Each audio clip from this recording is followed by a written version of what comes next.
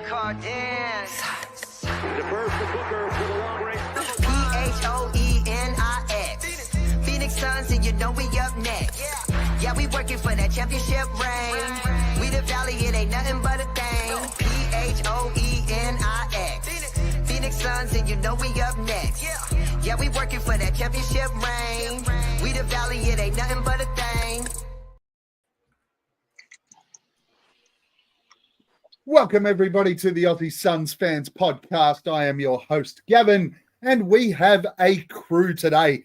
We felt like Boyd and I had a discussion last week when we caught up in Brisbane, and we felt like we'd let everyone down. We've been letting all of our fans down because we haven't been producing this amazing content that everybody loves so much. Where a few Australians get on, drink some beers, hang shit on each other, and then bring some Americans on to drink beers too. So we thought we'd bring a multitude of special guests on today. But I need to introduce first, and we do apologise for being late. As John said in the chat, we were just negotiating a trade deal for Bradley Beal. Boyd, everyone's favourite piece of shit. How are you, my friend? Mate, I'm going really, really good. I enjoyed catching up with both you and Vossi on Thursday night, and thank you, Gavin. You bought us beers all night and grabbed us dinner, which was fucking unbelievable. Thank you very much, friend.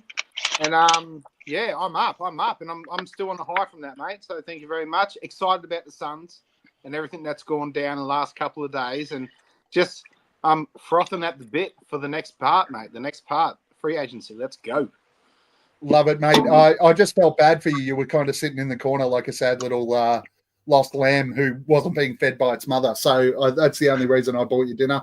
Vossi, welcome aboard, my friend. This is your second pod, I believe. You did say before that you thought it was your first, but I'm pretty sure that we all potted from a room in Brisbane, which might have been your house. Just over probably almost 2 years ago, I reckon we potted at your place with Dylan and Boyd and myself and you and your good self.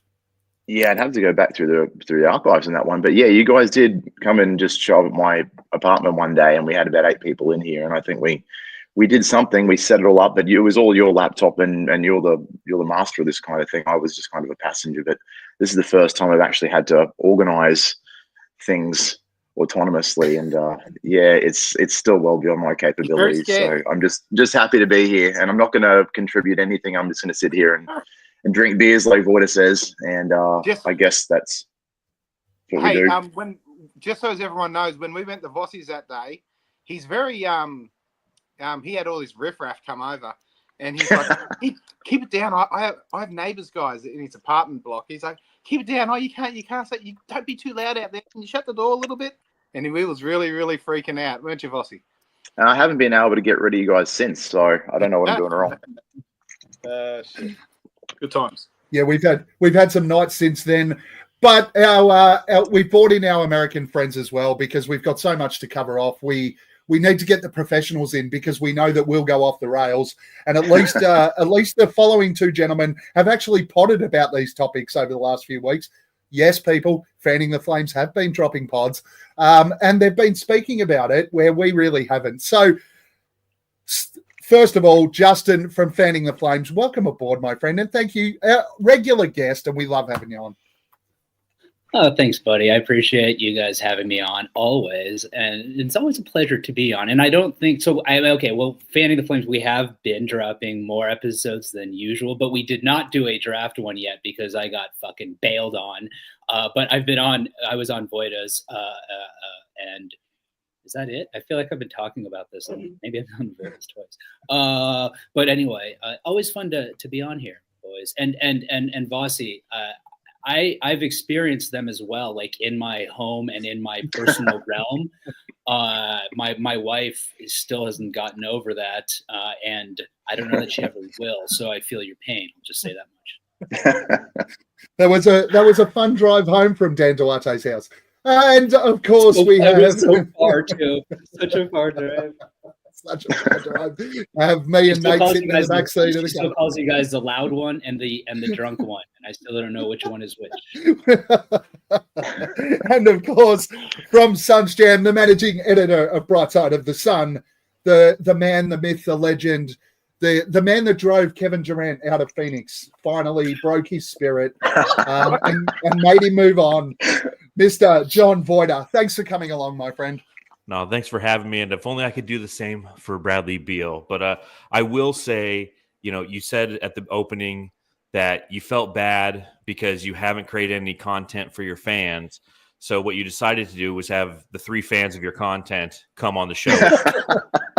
Impressive.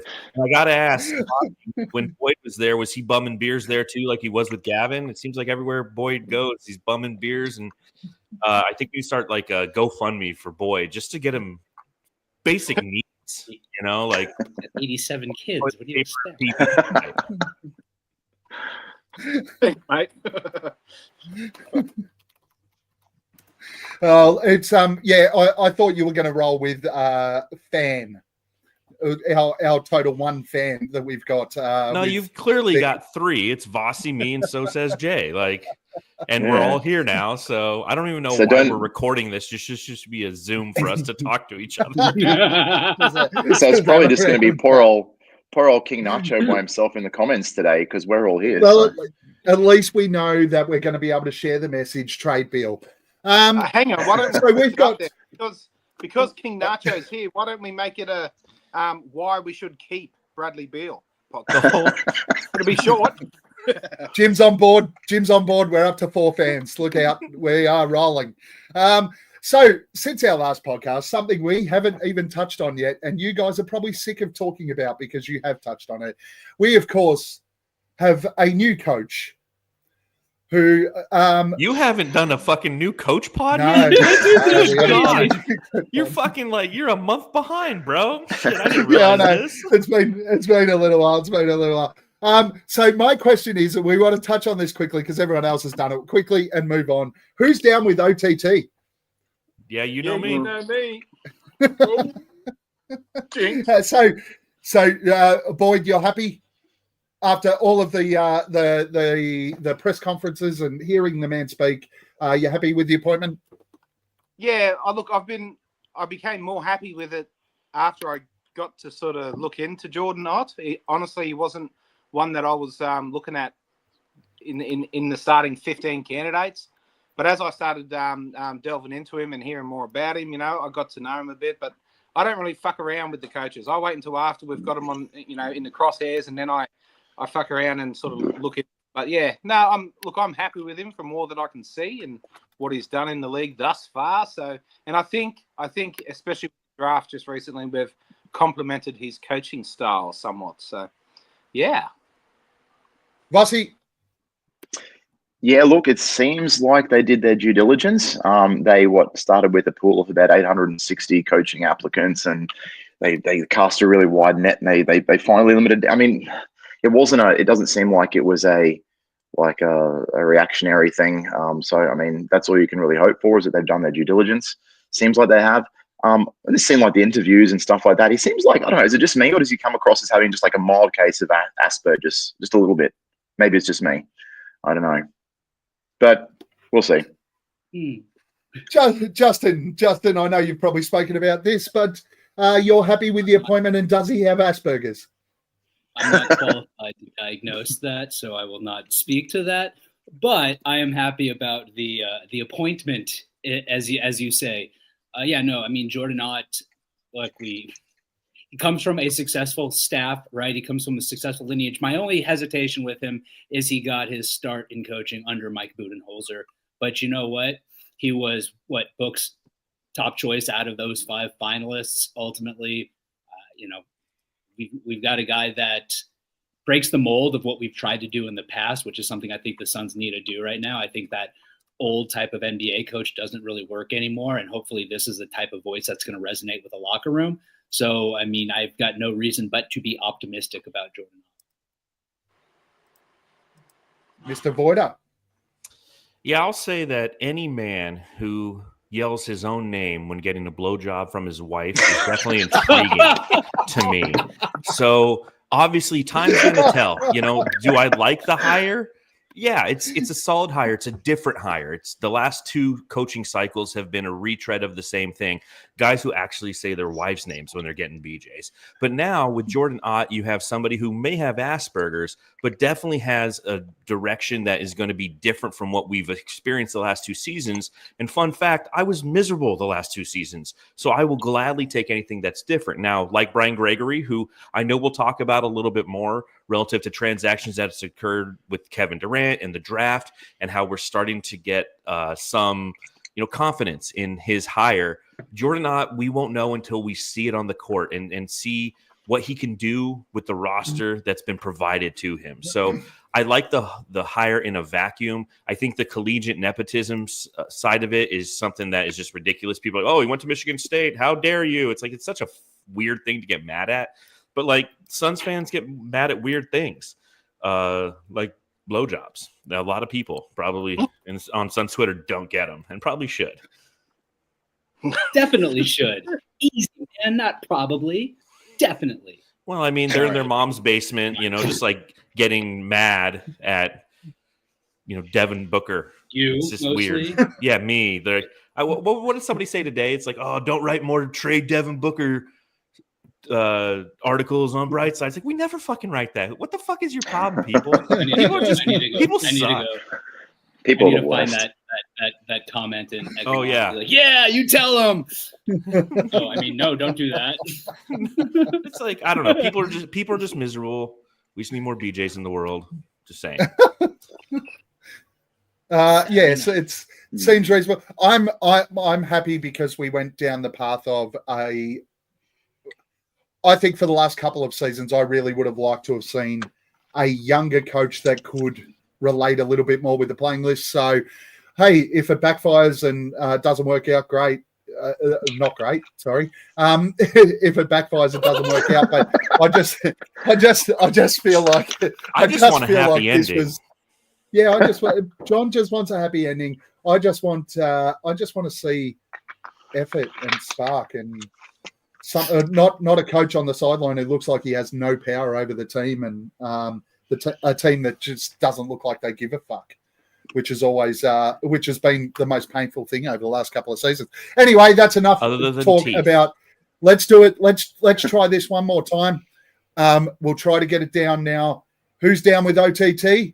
Yeah, you know me. Yeah, you know me. That was terrible. That was that's all you wanted. absolutely horrible, but I wanted the team. If it would have been topical and the timing would have been right, and you would have done this 3 weeks ago, maybe we've been more enthusiastic. Yeah, I've been down with OTT for a month, bro. Like, what do you want? And now all I can think about is blowjobs. So thanks, everyone. We'll after that. I'm gonna have to mute the Americans. To mute the Americans. And there's something that has been said 1,000 times in the past fucking month. All right, let's move on to the important stuff that's happened recently, which you guys have both potted about as well. But we traded Steve Nash. We traded DeAndre Ayton. Fuck, we take this shirt off then. I just saw the Fanning the Flames pod that we traded DeAndre Ayton to Portland. No, we traded Kevin. Paul talks about the KD trade, man. At least you guys beat all of this one, so yeah, let's go. Yeah, news travels slow down here. What happened? That's right. We broke out. We are a long way behind down here. So we have traded Kevin Durant. John forced him out of Phoenix. With his negative articles and Twitter messages. I can't believe you kept responding to him and forcing him to respond to you, John. What did you think about the overall haul? Let's go the other way this time. Let's talk to the people that have already spoken about it and have looked at it in great detail so that people like Vossi and myself can take the easy route and just pick the bones out of what everyone else says. Voida, what did you see from the haul? Are you happy? So what is the thing you're looking? In case no one in Australia knows this news, because it's not a week old yet, but we traded Kevin Durant for Jalen Green, for Dylan Brooks, for our number 10 overall pick in this past draft that happened last week, and for 5 second-round picks, which we ultimately used in this past draft. So it all starts with expectations. I think that that's the best place to really begin, because it comes down to what you expected you could actually get for Kevin Durant, given the fact that he's going to be 37, that he will require an extension, 120 million plus over 2 years. So there's a financial commitment, obviously, in the landscape of the CBA and second aprons. It's not something that's desirable to have anybody who's on their 4th or 5th max. So if you expected to get back Jabari Smith, or if you expected to get the number 2 pick from the San Antonio Spurs, then you were let down. I think that Houston was the most desirable outcome for Suns fans because we knew draft capital could come. If we traded him to, let's say, Minnesota, for example, we could have gotten players back, but we wouldn't have gotten draft capital. And I think that the Suns wanted to prioritize youth here in Phoenix, seen as the league and youth is the way of the future because of how affordable it is. Getting back Jalen Green obviously isn't ideal. He's duplicative of Bradley Beal, who's duplicative of Devin Booker. So having 3 shooting guards and you're paying $140 million for those shooting guards when the cap is $156 million, again, not ideal. So we'll see how that all shakes out. Obviously, the upcoming free agency is right around the corner. I'd like the acquisition of Dillon Brooks, even though I fucking hate Dillon Brooks, because I hate Dillon Brooks. And if I hate the guy, there's a reason for it. It's because he's a motherfucker. And I know we'll talk about it later in this show, but drafting Kwan Malawach, getting Rasheer Fleming, getting Dillon Brooks, there's a clear identity that Brian Gregory is trying to achieve, and it's an identity of having motherfuckers. And I like having a motherfuck team. You know what I mean? You cunts? You there? Hello? Yeah. Here I am talking to myself again. Fuck, it's like... No, we were listening. You were getting passionate about it, and we loved it. Yeah. We just wanted you to keep rolling. Yeah, It was a team full of motherfuckers again, man. Like, when's the last time we were motherfuckers? Like, Jay Crowder was the last motherfucker we had. Yeah, I love it. I'm with you. It's at least we know that there's going to be people out on the floor now that are absolutely busting their ass when they're on the floor. Justin, thoughts? How can you back up what Voida said? Well, I mean, I think now that you actually look at how the return looks post-draft, I think that trade looks even better, right? Because it's not just 5 second rounders. We effectively turned it into 3 picks in this draft that are dudes that really look like they're going to be able to contribute. And of course, we haven't seen them on the court, right? But the film looks fantastic. And what was to the point of having a bunch of motherfuckers, dudes that are going to show effort and fuck mothers. Rasheer Powell. What's his last name? Fleming. Did I get it right? Did I get it wrong? Fleming. Powell. Fleming. Powell. Anyway, Rasheer. At least I got Rasheer right. Everyone says Rashid. So exactly. But did you see right after he got drafted, he said something to the effect of like, even if my shots aren't dropping, he goes, which I doubt, I'm still going to be giving 100% effort. So I mean, that's something that we did not see last year was 100% effort from everybody on that team at all given times. And you know what we need to is that little bit of hubris right there, right? Which I doubt. Fuck yeah, baby. I feel like we should make that a T-shirt now that I say it, which I doubt. Assuming he said it just like that. Which I doubt I'll make.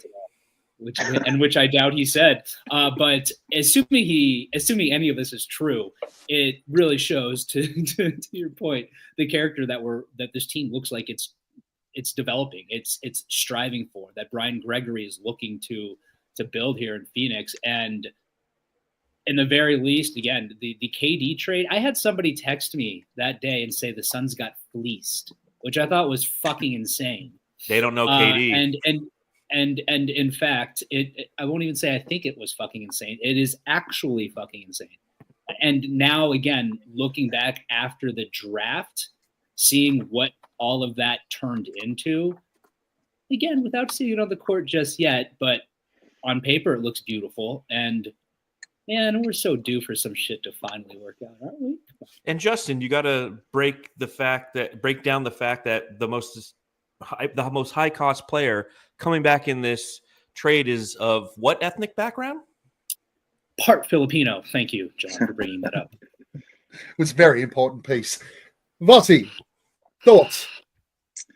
Yeah, I mean, I think like You anybody, promised, it would by have been. the way, you promised me Yeah. some conspiracy theories, so you better fucking start rolling some shit out here. I did no such thing. What are you talking did. about? You did. All right, we'll save that for a later section, or segment, I think. Look, from a fan perspective, I mean, ideally, it would have been nice to get a little bit more. Maybe I'm just a greedy cunt. I don't know, but you know, it to me, it just seems like there was multiple teams that were interested. No, we wanted to do the right thing by KD. Fuck KD. I don't give a fuck. But like when you have multiple teams that are interested, it almost just seemed like we went, make your best offers. Here they are. Oh, we're going to go with this one. Like I'm not a salesman, but you know, I would have imagined that a good GM would have at least had some element of negotiation, or at least kind of playing one against the other. I don't know if it happened or not. Maybe this legitimately was the best we could get, but I don't know. It just seems like, and especially when we were initially, you know, pre-trade, we were told that the things they were going to look for in a trade was, you know, to get under the second apron, and we were going to look for starting big, and we were going to look for multiple first rounders. We didn't fucking get any of those things. We got no cap relief. We got no starting caliber big out of this trade in isolation, and we got one first round pick. So it seems like we did get cap relief. From the KD trade, $300,000 worth. Because I mean, but like in a vacuum, how like you can't get much cap relief, right? Being that your second apron team, unless you do what Boston did and involve a third team to take on the financial challenges. Well, that's the thing, and it would have been nice, obviously. Yeah. So what I'm trying to say is, like, when we say these are the things we're going to look for, and you don't really get cap relief, and you don't get a starting caliber big in the KD trade itself, and you only get the 10th pick and 100 million second round picks, you're not really, when you say this is what I want, and then surprise, we've got something completely different up there. Like in that instant, it's like, what the fuck are we doing? Like, not only did we not get value, we got a whole bunch of different things to what we said we were set out to look for in the first place. That said, Jay makes some good points about expectations as well. And, you know, when you look at the whole thing in I guess, as combined, you know, we did make subsequent moves, and we did use this to get that. And we ended up with Mark Williams. We ended up with Mallywhack in the draft, or whatever his name is. We ended up with some of those things. So I guess it'd be pretty hard to pass judgment on the return without looking at what the subsequent steps were. So at this stage, I'm like, well, I'm going to pump the brakes and just see what continues to evolve with the pieces we received through the rest of the trade period. So that's where I'm at anyway. Initially hated it. Now, going to give it some time. Before you go, Boyd, I know, but we have to. We have another special guest that wanted to join in for this conversation. Are his knees weak? Arms are heavy. His knees are weak. His arms are heavy. There's vomit on his sweater already. It's everybody's favorite. It's everybody's favorite son, Slim Shady. Suns Worldwide, welcome. Oh, okay. So that's where the jokes are going. You guys are so funny, man. So hilarious. Guess who's back? It's back again. Suns Worldwide's back. Tell a friend. Times two. Welcome along. What's your favorite Eminem song? Favorite Eminem song? Yeah. All of them. You know, like when I watch 8 Mile, bro, I just get so pumped up. Like, dude, yeah. When he's back going back and forth with Nighthawk, whatever that guy's name is. What? Fucking Papa Doc. Papa Doc. Suns Worldwide, we're talking about the KD trade. Talk to us. What do you think about the end result? The result, honestly. Sorry, Boyd, you go last because you're special. Dang. No, Boyd can go. I'll go last. No, you go. You go. No, I've already said you, so do it. Dang. Yeah, take a shot, Boyd. Whatever we gotta do. But overall thoughts on it. I mean, it's kind of like where Kevin. I mean, he dictated the whole deal. I mean, he shut down the offer with Minnesota, which I think was probably the best one. He would have got Rudy Gobert, Rob Dillingham, or Terrence Shannon Jr. Who else was in? I think Dante DiVincenzo would have been the 17th pick. But I'm not mad at the Houston offer at all. I mean, you got 5 second-round picks. That's a lot of flexibility right there. And we saw the Suns utilize that in the draft here. We got Rasheed Fleming, that guy that I don't know how he fell to the second round, personally, I thought he was going to be a lottery pick. And then of course you got the 10th pick in the draft, which we got. I don't know, like we just had a lot of luck in this draft, and the Suns hit it like on the head everywhere. Like I give him an A++. But yeah, I'm not mad about it. Jalen Green, I mean, I said this in my Brightside article earlier today. Look at that little plug there. But they're gonna try to do the same. Like they're gonna try to replicate what Cleveland did. It was Jordan Ott with the little combo guard section there. So I think they're gonna try to do that with Book and Jalen. Unless they probably find a point guard, which I've been told that, Jalen would potentially be the sixth man, but I don't know if that will happen. But overall, I'm honestly pretty happy about it. I mean, that's the best value you were going to get for Kevin Durant. And the offer at the deadline was just Jabari Smith and Jalen Green. So the fact that you walked away with Jalen Green, six picks, and then, I mean, I'm not too mad about that. And then Dylan Brooks, I mean, that's a fucking dog right there. We needed that. We needed a guy like I've wanted Patrick Beverley in the Suns forever, just because he's a fucking dick, and you need that in that team. And then you got Dylan Brooks. Like, I'm excited, man. I'm pumped. I think a lot of people are underestimating what this team's going to do next year. Justin, why don't you plug your article on brightsideofthesun.com? Why don't you plug your article on brightsideofthesun.com about Devin Booker that published today?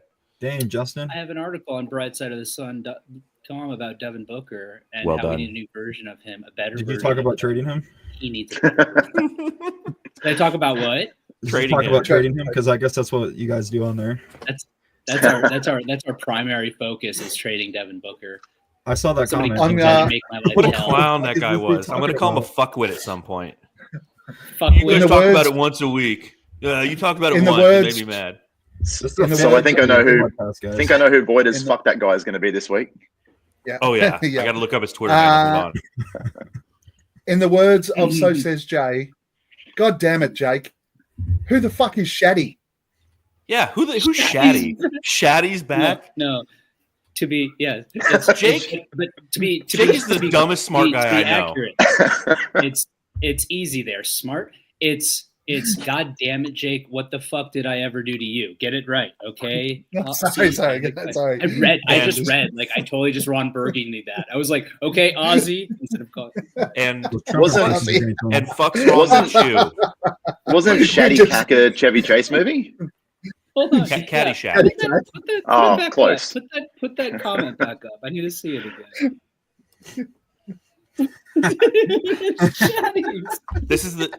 This is from the same guy who guessed that Steve Nash's number That's was right. That was absolutely ridiculous. Okay, hold on. I have not told you guys this yet. We finished that pod. I immediately got off. I go to my wife. I go, hey, babe, what number did Steve Nash wear? And she goes, without hesitation, 13. My wife did the same. Because who the fuck doesn't know that, Jake? It's fucking Steve Nash. This guy hosts a podcast. Can we mute Jake? Oh, he's not even here. This is the guy we have in Arizona media. We have Jake. That's why he's in Iowa. Boyd, let's realign this. Boyd, love you, Jake. Talk to me, Boyd. Tell me about the trade. Those fucking Iowa guys. What I will say is that, Vossi, you are every fucking thing that is wrong with the Phoenix Suns fan base. Thank you. I'm out. Is that you have this fucking need of instant gratification after a move is made, and look what it ended up turning into. It turned it into a really nice compliment for the entire team that we got back for a guy that was probably just going to fucking hog the ball and play ISO or fucking and he wasn't getting us any better of a return. Like the longer his contract went on, wait to the trade deadline, and he's probably got a shorter list again. Look, we didn't get. I never said don't trade the fucking guy. No, I know, but so what the fuck are you saying? You were upset with the return. I don't think it's wrong Boyd's to Boyd's want not more. Wrong, just gonna say. I don't understand what the fuck you're talking about, Boyd, but that's all right. I just got to say that this Australian Amish guy is cooking with fire, and we know it's not an electric stove. Because wow, man! Ask what country is he from? Well, what I'm saying is that always you kind of touched on a little bit, I suppose, Vossi. I'll give you credit. There's always them subsequent moves, so you got to look at it from holistically. Look what we did with them 5 second-round picks. Look what we got back. You know, we got that the future 2029 first-round pick for Mark Williams. that's going to be the shittiest of this team, this team, and this team, and this team's. It's another fucking 30 pick. So we gave So away- Boyd, when you just keep scumming beers off people in the moment, what's the Yep. long-term view of that? Like, what is the the subsequent moves there? My fucking back pocket. That's my look after that fucking thing. And also to look after my thirst for that night because I fucking don't have money, man. I've got too many kids. So anyway, I will say I will say, like, Vossi's not wrong in the way that he looked at this because that's how a lot of the fan base looks at this is you have Kevin Durant, right? And that's why I started what I said with tempered expectations. But you do have Kevin Durant that you're sending out, so you want to maximize that value. And if you look at the value, now obviously it's easy a week later to go, well, fuck, it worked out. The 10th pick ended up being a guy who probably should have been top 5 and might have been would be top 5 next year. We got Rasheer Fleming, as Suns Worldwide said, which is a miracle and very good work done by Brian Gregory to move up to that position, utilizing the capital that was acquired in the Kevin Durant trade. But on the surface, when it happened last Sunday, you know, it's one of those things where you have to understand and respect that aspects of the fan base were definitely like, dude, that's all we got. A third shooting guard, Dylan Brooks, and 6 picks. You know, it's like, now again, I liked that. I liked what we got on the surface, but Vossi's not wrong. I'm defending Vossi from Boyd because somebody's got it. Because Boyd is just. No, but to be fair, Boyd said that's what's wrong with the fan base. He wasn't saying that his opinion was necessarily off base in terms of being aligned. Take it away, my lawyer. Excuse me. No, he texted that to me though. So. No, what Boyd is saying is people that saw it as a good trade in the moment are smart, is what he's saying. Yeah, we don't know yet. We're smart though. And I'm not saying I'm not happy with nothing has happened on the court yet. We thought we were smart last offseason. And no, but I think just for the record, in the sense of like expecting there to be more in return. We're taking. Can I just clarify? I never said I expected more. I just said it would have been nice to get more. Like, I don't think anybody would be upset if we got more. Like, if they gave us more, nobody would be upset. Hey, all right. Hey, Boyd, finish, please. That's just an inconsequential point then. Sorry, I'm going to shut up myself. Finish, please. Boyd, mate. Okay, I'll try and finish. I'll try my darndest. So does Jordan Ott. He tries to finish. I tried. I expected more as well, but that honestly had to come through blindsiding that prick, and I've always been about doing that. Fuck his feelings and fuck the PR bullshit that comes with it. Just fucking get him anywhere and anywhere for the biggest package. Should have been done at the trade deadline previously. But anyway, that's my my overall thoughts there, man, on that trade. We need to fucking move it along, Gav. Honestly, I appreciate you finishing there, Boyd. I'm going to take bits and pieces. This is not a kid-friendly podcast. Hey, quick question. Oh my god. Yeah. Sorry. Do you reckon there was any substance to that Darius Garland rumor or not? Probably not. What do you say? Cool. Let's move on. It sort of came out of nowhere today, so I don't know. Oh Cool. my god, it was the best. Oh my god, I've ever heard in my life. I'm sorry. You have an actual child on the bottom right of fucking the screen here right now. Okay. Easy, but easy. I was going to give everyone my opinion on this day, but to be honest, I just want to move on from KD right now because this is fucking out of control. So we got what we got, and that's what I think we could get. I would have liked to have got more. We didn't. Stiff shit. Move on. I think it's going to work out well. Mark Williams. Can I talk about how I wish we got less? I actually think we got too much. What the fuck is happening right now? What do you think's going to happen, dude? We're losing ourselves in the music in the moment. We'll never let it go. This is a great time here. Fucking Jordan Ott's getting blowjobs, fucking and screaming his own name. I hope this is what happens on the Aussie Suns Fans podcast. This is how we podcast. It's not about analytics. It's not about anything else. It's about telling the story in the funniest way possible. Boyd, Mark Williams joined the Phoenix Suns. What are your thoughts? Yeah, look, if that cunt can stay on the court, that's a home run. And I just touched on it before. 2 late first round picks and a contract that wasn't going to be retained this year. It was just going to be waived off. It was a non-guaranteed Micic contract. Fucking God bless the Suns. We are fucking dripping in grit and fucking hustle and just fucking, we're staunch, man. We're staunch. Now we just have to get rid of some of these other wings, and we're fucking good, man. We're good. I think SW. I think Suns Worldwide has never heard the word cunt before. Rossi, what are your thoughts? I say it all the time.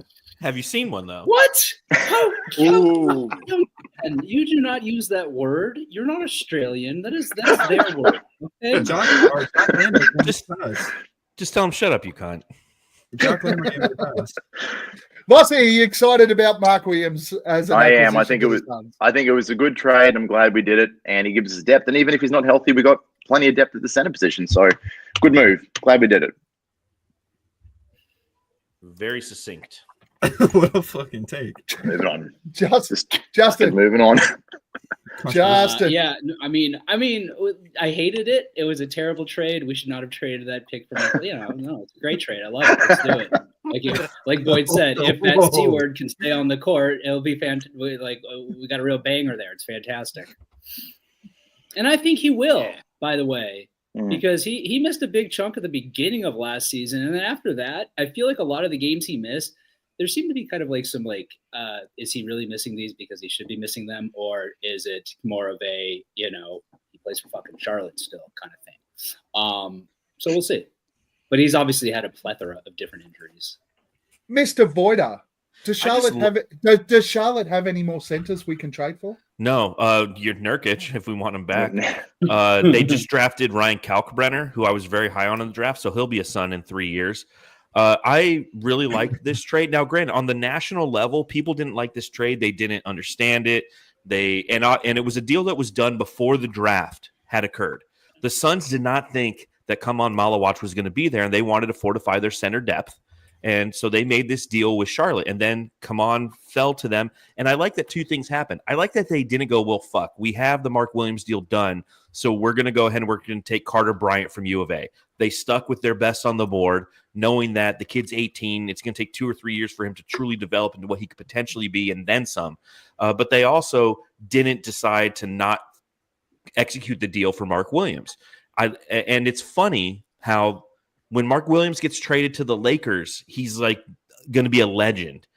But when he gets traded to the Suns, everyone's like, he's injury prone, 40% of his games. It's like, yeah, to Vossi or whoever said it before, the nice thing about him is if he does get injured, which probably will happen, we have Kaman Malawach. Currently, we have Nick Richards. We'll see how that goes. But we have depth at that position.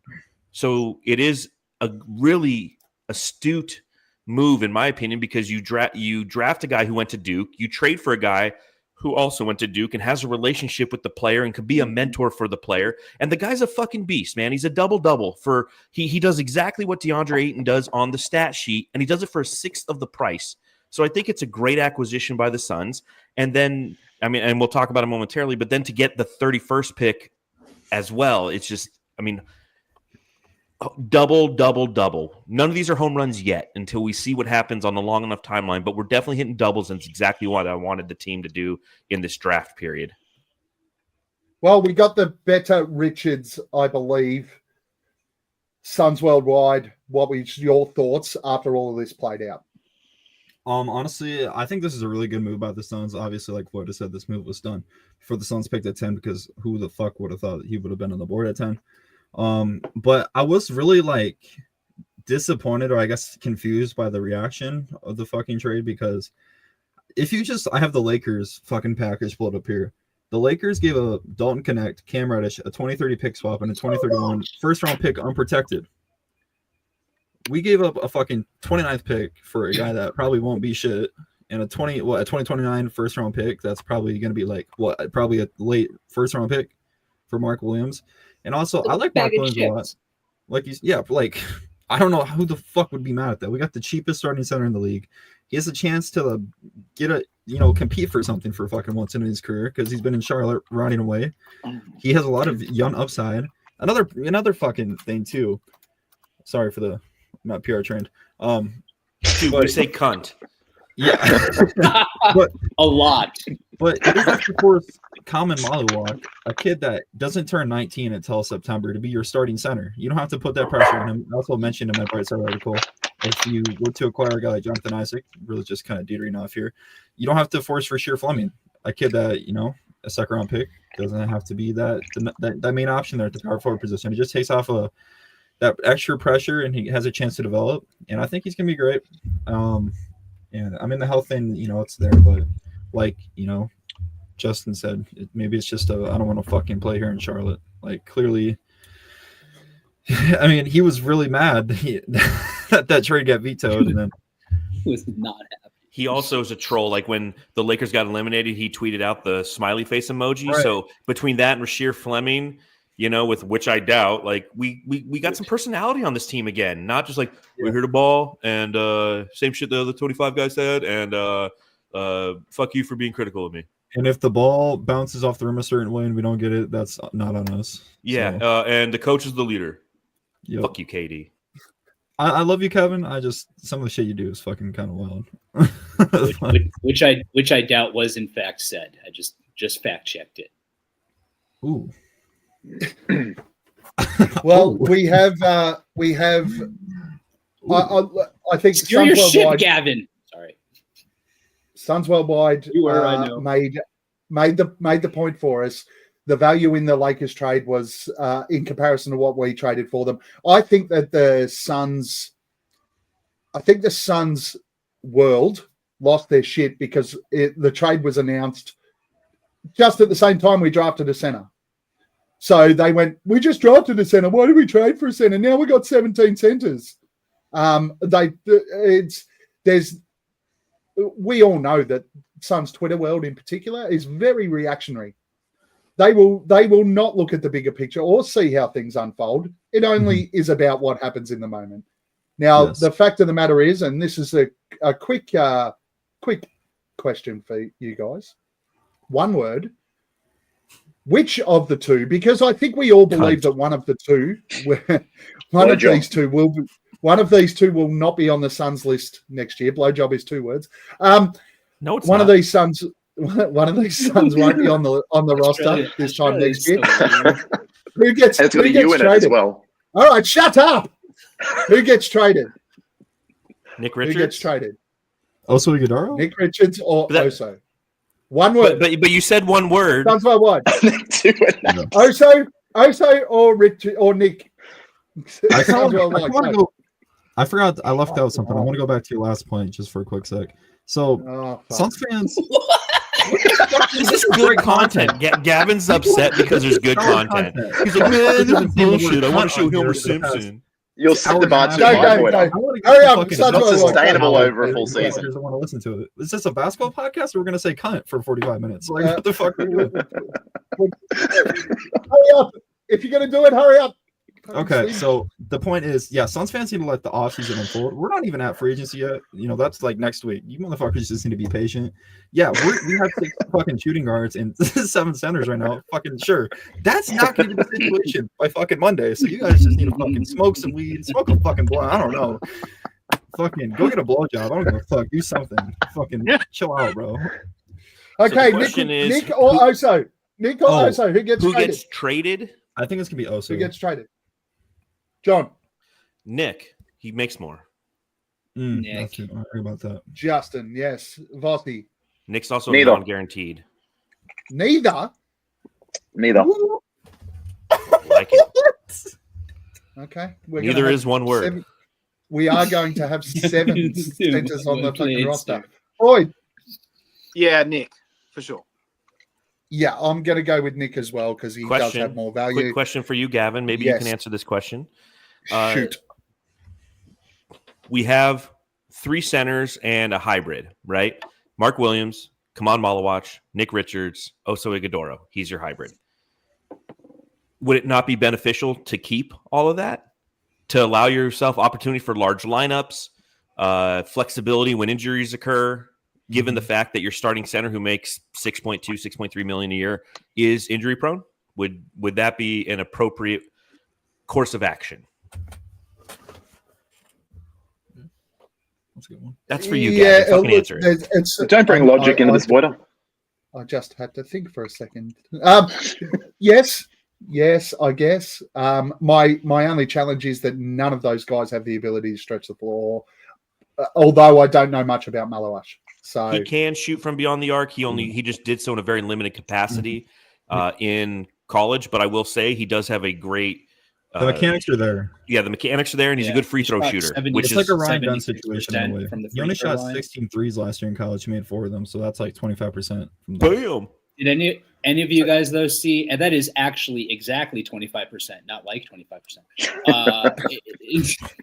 Did any of you guys? This is fucking brutal, look, man. I'm half Filipino. I pay attention to math. Okay. My bad. I was reading fucking Brightside articles in math class. Any of you guys happen to see? God, man, you're so young. Jesus Christ! When I was in math class. I actually couldn't access the internet. I was reading your math class. We didn't call it math class. It was arithmetic. Did any of you guys see the video though? Of Jesus, did you use Abacus? Did anybody see the video of Common? Is it? Come on,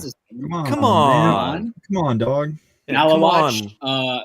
But hitting threes, like in a shooting session. Yeah, it like, reminded me of DeAndre Ayton when he would hit threes, and you're like, oh man, he's gonna hit threes, and then he just never would or take them.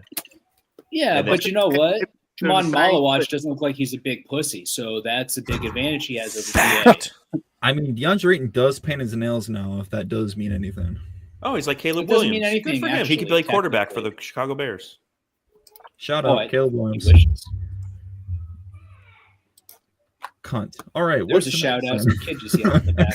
I love Suns Worldwide, man. You're getting it, dude. You're getting it. We've the good thing is the good thing is we've touched on a lot of this next topic during the conversation so far. So let's try and streamline this one a little bit.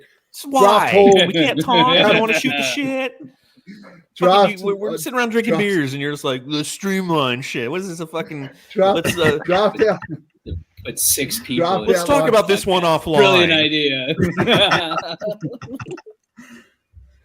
3 words this time. Draft day hall. Give me your rank, Boyd. Fucking 10. That's give me between A and F, mate, please. A grade, so that it's we can called a align grade. this. It's a grade. give me a grade. Fucking general. A plus. Yes. Always positive. Fuck Cooper. Vossi. A. What did he say? A++. Are you like Anna? No, I said A. Sorry. Can you hear me? A. Why not A+? Yeah, A. Yeah. A. All right. Justin, A++. Boyder. A-. And look at this guy Suns trying to be Worldwide. controversial. I'm just saying. I mean, I feel like we gave up probably a little too much to get that 41st pick. We gave up 52 and 59 to get 41, and then I like Kobe Brea. I like the idea of him, especially if we're going to move on from like Grayson Allen or Royce O'Neal, because you need a sharpshooter off the bench. But like Tyrese Proctor was there. If Tyrese Proctor was there and you drafted him, I would have been it would have been an A- or an A or an A+ for me. And I was confused by that because the Suns, like even Gamble reported, like they had interest in him. So I was like, oh, yeah, he was one of the 3 guys that they were looking at. Why did they not take him? I don't know. Again, I think it's them playing more of that 3D, 4D chess where they're like, okay, yeah, we need to move on from Grayson and or Royce O'Neal for luxury tax and second apron purposes. We need shooting coming off the bench. This kid led the NCAA in 3-point shooting 2 years ago at Dayton and then was the best in the conference when he transferred to Kentucky. So best in the conference in the SEC last season. The kid's range is unlimited. He can't do much else. Mm-hmm. But, like, can Royce O'Neal do much else? Can Grayson Allen? Yes, they can because they're pros and they've been there a long time. They can play defense. Grayson can put the ball on the floor a little bit more. But, like, as a rookie, bringing in a sharpshooter, like, I'm a fan of it. But, again, giving up 52 and 51 to get that, I felt like they were going to go for somebody more like Tyrese Proctor, who has more of a distribution background. 2 years at Duke, where he used to distribute before Con Knippel showed up. And point guard is clearly, when you look at the depth chart It's clearly the challenge that the Suns have as we go into this free agency and trade market period. Sorry, there's more than 3 words. Suns worldwide. I'm gonna give it an A. I would give it an A+, but I'm just gonna play like the devil's advocate because we don't know what the fuck these guys could turn out in the league. Like Malawak could be an Alex Len. Fucking, I don't want to even say that, but Hatim, for sure, like Thabit, he could be a Thabit, right? Like it's just the what if factor, and I think the scenario and the situation that the Suns were like what they did was an A+, but like, what the fuck is this dude talking about? Milk. Matthew's drinking milk tonight. But hold on. Like this whole, if you're grading the draft, can you really like say I can't give it a such and such grade until I know how it turns out? Like, isn't that the point of grading the draft? Like, yes, you're suggesting we look back and grade it later, perhaps. But like, I want to know how you think about it right now. Don't tell me like maybe it's going to be an A+. I kind of like, I give the talent like an A, and the situation an A+. That's it. There you go. Beautiful. That's what I said. No, you didn't. Coda Kid gives it an F. I'm gonna quote one of the great all-time movies, Draft Day. We had a great day. Actually, it was 2 days, but I think it was really, really well put together. We constructed the draft in our favor really, really well, given the assets that we had. So I'm going to give it an A+, because none of us expected to walk out with what we walked out with after the Kevin Durant trade and how that would unfold. So that's where it drove up to an A+ for me, just based on the opinions and how people see the players that we've brought into the squad. Really pleased with how that looks. And so we can roll into the next topic from there. Who's excited about Summer League? Because we get to see these guys. Boyd. Oh, no, he's muted. Let's go, Justin. You can go first. Yes, I'm excited for Summer League because we get to see these guys. Yes, I'm excited for Summer League because we get to see these guys too. Good answer, guys. Way to show your work. Are we gonna, speaking of that, let me just throw it out there now. Like, I kind of want to go to Summer League. Boyda, you're the one that's here that would be close enough to go to Summer League. You're already shaking. I would love to, but I've already been shut down by headquarters. Dang, for real? Yeah, my wife won't let me go. Oh, I was like, so actually, I applied for like credentials potentially, so we'll see if they approve it. Not for like, just for like content creator, whatever the fuck you want to call it. But cool. You're gonna try to go then? I might. You gonna take my advice on that money saving tip I gave you? Yeah. You're so funny, you little cheeky fellow there. You fucking. You're lucky. But no, it is kind of nice to have a Summer League team to actually look forward to. You know, it's one of those things that's kind of bittersweet, right? Like you don't necessarily want to look forward to Summer League because that means your team is going to have rookies that you're excited to see, which generally means your team is not doing so well. But when you do get to look forward to Summer League, I guess it's a good thing. So here we are. And you know what? Like we're going into a Summer League also where it's like we're really walking in with, okay, we've got 2 guys from last season that perhaps will be there. I mean, Osa for sure, Ryan Dunn, I'm guessing will be there. But a pretty big haul of dudes that we're expecting to make the team and perhaps contribute even here this upcoming year as rookies. I don't remember last time we had like a crop of 3 guys that we're looking at being like, hey, this will be fun watching this Summer League, right? So I was going to ask that question. When was the last Summer League team where we had like a larger crop of guys that we were excited about seeing? Were you guys not hyped to see Jalen Bridges? Yeah, like last year it was Jalen Bridges, Ryan Dunn, Oso Ighodaro. Like last year, I gave a shit about Summer League. 2 years ago, Jalen Smith. I mean, there wasn't one after that one, but I think last year, right? Am I wrong? I don't think I was looking forward to last year as much as this year. What about you, I don't Boyd? remember particularly caring about Jalen Bridges. I'm pumped to see Rashid. I think the if Mark Williams hadn't been acquired, I would have been all up on Command. But Rashir Fleming, I just think that he's a perfect fit. I like what he does on both ends of the floor, and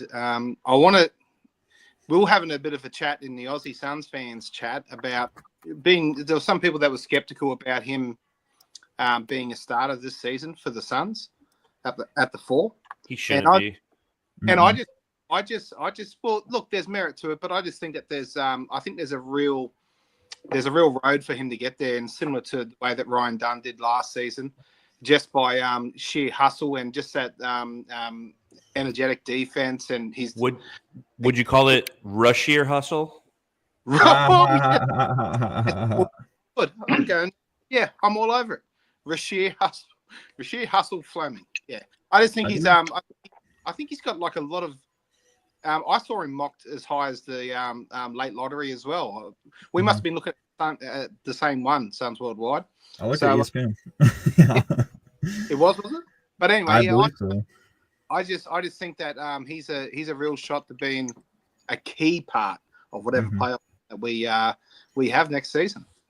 Yeah, I'm looking at the summer league roster right now, and it's Kobe Brea, Rashir Fleming, Jordan Gainey from Tennessee, CJ Huntley, who we signed to a 2-way contract, I believe, Kamal Malawak, and then Mitch Mascari from Drake. So Huntley wait, that's in Des Moines, right? Yeah, you should definitely go, Jake. Drake College. So shout out. Yeah, God's plan. Mossy. Drake.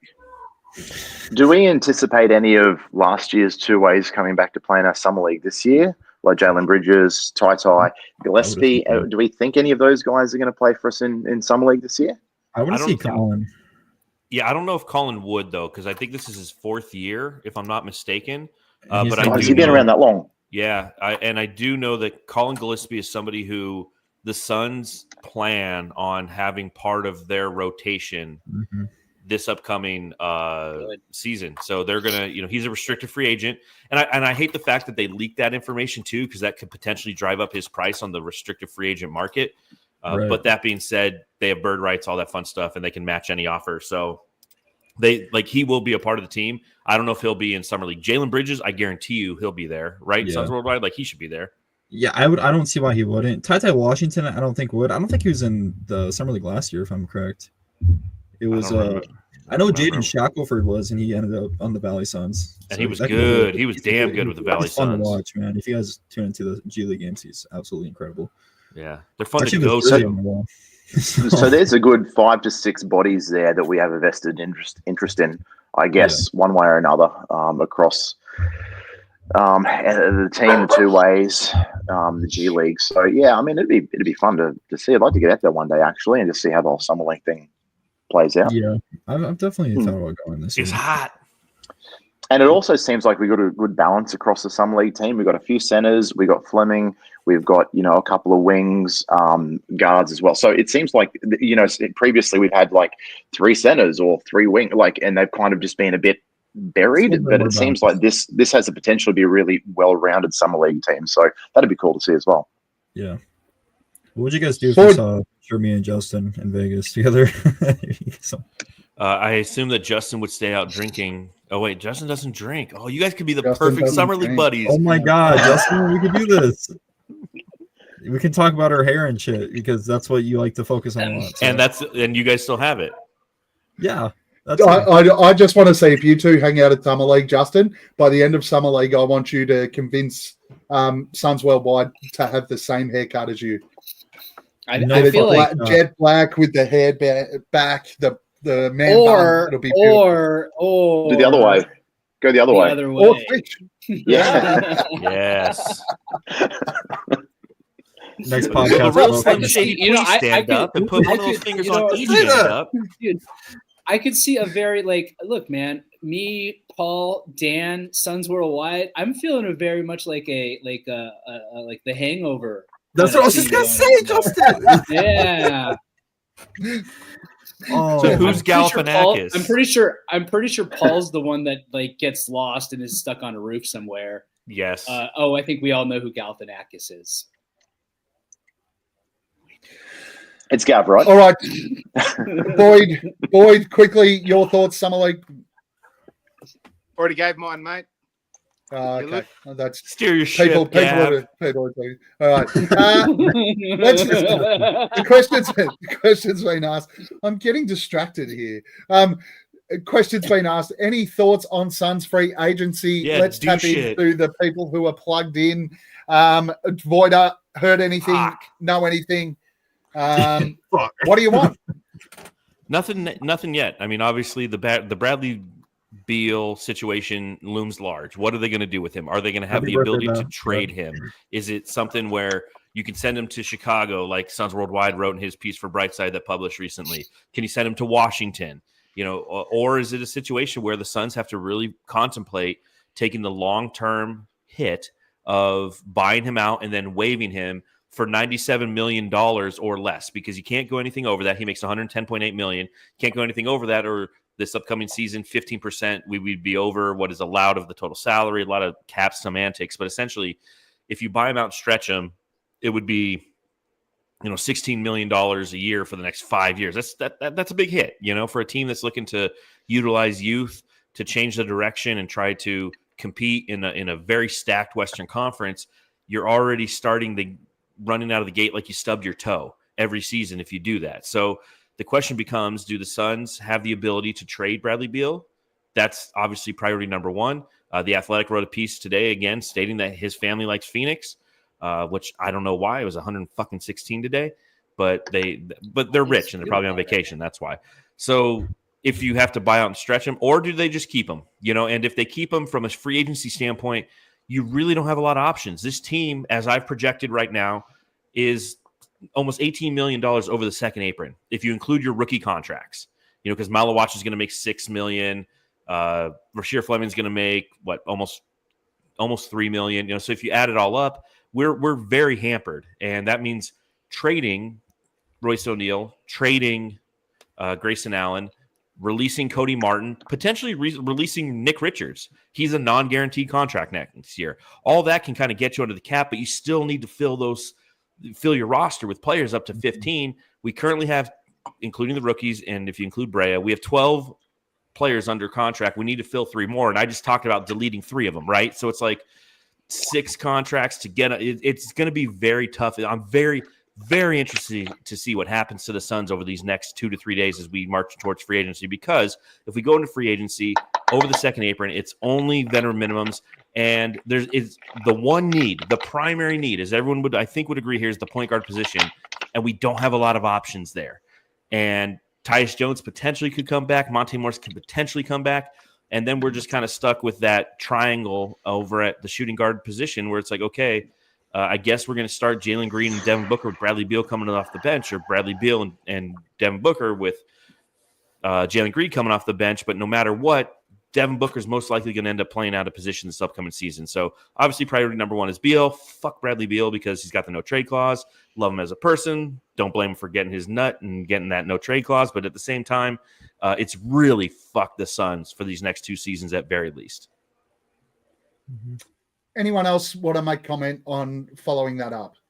Yeah, so No. the Brett. Oh, okay. Go Suns Worldwide.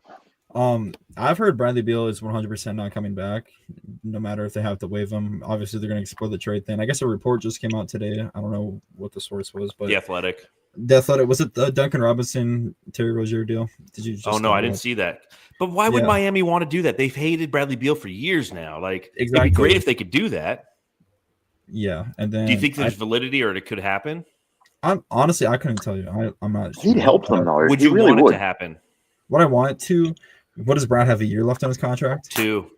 2. 110, Yeah. 110.8 over Those 2. 2 expiring contracts. Duncan Robinson. For who? Duncan Robinson and Terry Rozier.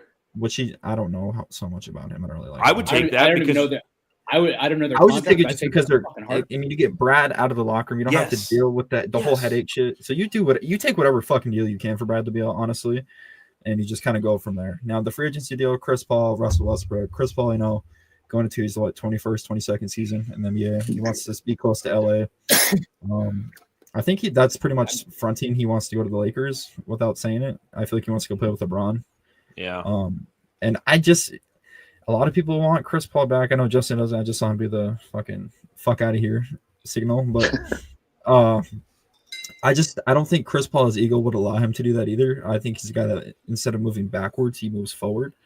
So I don't really see him coming back to Phoenix. That whole dilemma happens. Imagine if we brought CP3 back though, and Bradley Beal's still on the team, and he's like, "I'm CP3, like give me the fucking jersey, bitch." And he's like, "No, man, I'm here. I have the number and a no trade clause." Like Bradley Beal, it'd be a fucking nightmare. I hold the cards. I hold the cards and the jersey number. I want him. Did you like the little pun I put in the article about the fucking? Yeah, I saw. Yeah, the holding the cards. Yep. But yeah, I mean, I don't really know what the free agency market looks like outside. It's not good. I was like, I can't imagine, especially with what the Suns have to play with. It's probably not good at all. So that's what I'm saying. Like, I think they should trade Grayson and Royce just so you can get some assets or whatever. Like I wanted Lonzo Ball so fucking bad, and I was gonna write an article about him today, but as soon as I literally fired up the laptop, I saw the Shams notification. Yeah, I had to send you a notification like, "Hey man, that one's not happening. Sorry." I literally. But the challenge with Grayson Allen that I'm finding is there's not a lot of teams that really mathematically it makes sense for what he makes. Like Orlando, you can make it make sense. I think Orlando makes sense. I think that's the team that makes the most sense. But again, like, why would they want to do it is my challenge. Royce O'Neal has a much more absorbable contract. It's like 10, 11 million. 3-point shooter comes off the bench. That's why he makes sense in Chicago, right? Because Chicago was 24th in the league last year in 3-point shooting off of the bench. So they need a bench 3-point shooter. And Royce O'Neal is somebody they could have sent for Lonzo Ball. It almost would have matched contracts, which doesn't help the Suns again because we're still in that second apron hell, but at least we have positional flexibility. But the challenge I run into with Grayson Allen and Royce O'Neal both is I can't find a lot of deals where it actually makes sense where anybody would like to help the Suns. Right. It's because it's fuck the Suns since day one. Yeah. So. Yeah, I mean it's a tricky situation. Cody Martin will probably be traded, and then probably Nick Richards. I'm sure they'll probably just flip him for. Well, and both of them could be waived straight out too. I mean, and that right there will save you $13 million. Yeah, I mean, I actually don't mind Cody. Oh, you can go, Boyd. Sorry, these there seems to be a lot of value in just cap space or having an unguaranteed contract, and we've got two of them. We've got, like you said before, Voider. We've got Nick Richards and we've got Cody Martin. You look at the return. I think Brooklyn picked up for an $8.5 million contract when they helped facilitate that Hawks trade. They got a first round pick back for $8.5 million worth of was it unguaranteed? No, it was guaranteed contract. Was it 8.5 or was it 15? I don't know. The Celtics saved 22.5 in that deal. Yeah. But the contract was $15 million. I think that was it Jones or something, or Trey Mann, or I don't know. I can't remember the actual player. But what I'm trying to get at is you see just today you've got that Kobe Jones and Dylan Jones. That was $2.5 million worth of cap relief. Really, that's all it really was. And it was an unguaranteed contract that was just waived off straight away. And that got back a second-round pick. You got, contracts between $8 and $15 million that are unguaranteed, fetching first-round picks. So we've got $7 or $8 million in Cody Martin, and then we've got $5 million in Nick Richards. But the challenge here, Boyd, is we're on the wrong end of it, right? We should be acquiring those contracts to waive them with no penalty to save cap space. And that's the challenge. Is we have the guys we can send to other teams to help their cap space. And so maybe from a Suns fan standpoint, we need to start identifying, and I'm sure Brian Gregory and his team has, those non-guaranteed contracts and try to trade to get those so they can get them off the books. We're on the every avenue you take, we're on the ass end of it. Yeah. And did that mean did the Micic trade surprise anybody else? Because he was one of those guys that we could have waived to reduce our total salary, but then we did it just to absorb salary. So it seems a bit backward compared to what we said we were looking for, I guess. 100%. Like when the trade happened, that was probably my only frustration with it is they included Vasa Micic, who was set to make $8.1 million next year. If you exercise the team option, but if you didn't, that's $8.3 million off or 8.1 off of your books. And so the Suns traded him away, got back Mark Williams, which is 6.2, I think, 6.3, somewhere in there. And so essentially, instead of saying, hey, we're going to get 8.1 million off of our books, we're going to add 6.3. So that's from a Suns perspective, they valued what Mark Williams brought more than they valued the cap space in that situation.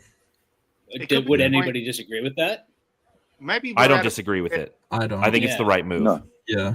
maybe we don't feel we're going to be able to get under that second apron, and we're just waiting until we're just exhausting all possibilities, and then we might just try and get something back for these guys. We're going to be over. We're going to be over. You know what I mean? Yeah. And if Yeah. in the final hour, maybe we play that road. The disadvantage, obviously, being in the second apron this upcoming year is our 2032 first-round pick, which we do own and does become available once the new league starts, a new league year starts, gets frozen, which we can't trade it, and move to the end of the first round. No, all right. It gets frozen first. I think it's in the subsequent year. That the next year, I think that's when it gets pushed. Yeah, back. correct. The flow Correct. on. So we've still got time to get under, I suppose. In that Yes. And that could be the ultimate. That could be the ultimate goal of the Suns to say, if we play the waiting game with Bradley Beal, if we absorb that at least this next year, whereas next year he does have an expiring contract, albeit for $57.3 million, we could start that path towards reconstructing our financial situation and then getting under that second apron for multiple years, knowing that it'll be easier to get under the second apron as the cap compounds itself 10% every year. You know, it's going to be 156 this year. You know, 10% of that is 15 million. So you add that to 156. Now you're at, 171 the next year, 17 million on top of that the next. So, I mean, it's going to compound itself 10% every upcoming year. And I just realized that I'm a fucking nerd when it comes to this shit. Because that's going to be the case as long as the TV deal's in place, isn't it, Voider? It's going to be 10%. So it went up to 154, and they'll go up 15.4, and then they'll go up 16. It'll just keep snowballing. Yeah. And 10% is the maximum amount the CBA will allow to happen, because back in 16, when like KD went to the Warriors, they blew it up and they said all at once the cap went from like 110 to 150 or whatever it was. Those numbers are inaccurate, but they put some verbiage in the 363-page collective bargaining agreement that both Justin and I kind of actively try to analyze and understand to avoid those kind of situations from occurring again. Cap smoothing. I almost bought us both a printed bound version of it, but I elected not to because I thought that was a bit too much.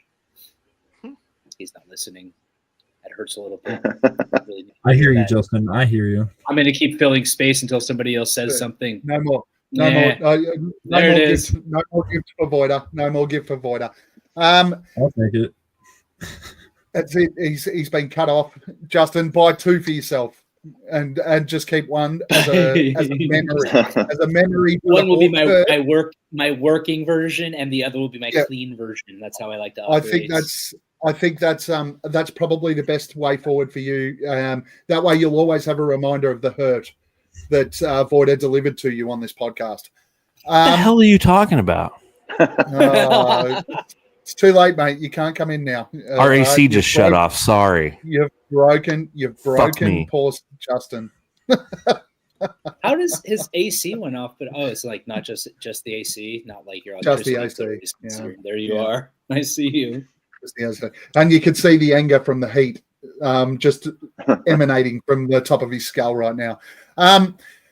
Look, I think we've covered most of those. Yes, you'll be back. Got it. I think we've covered off most of that off-season thing. So let's move on. Let's move on to someone wants to say something, Bossy? Yeah, so Gav, I agree with everything Boyd has said about the point guard position.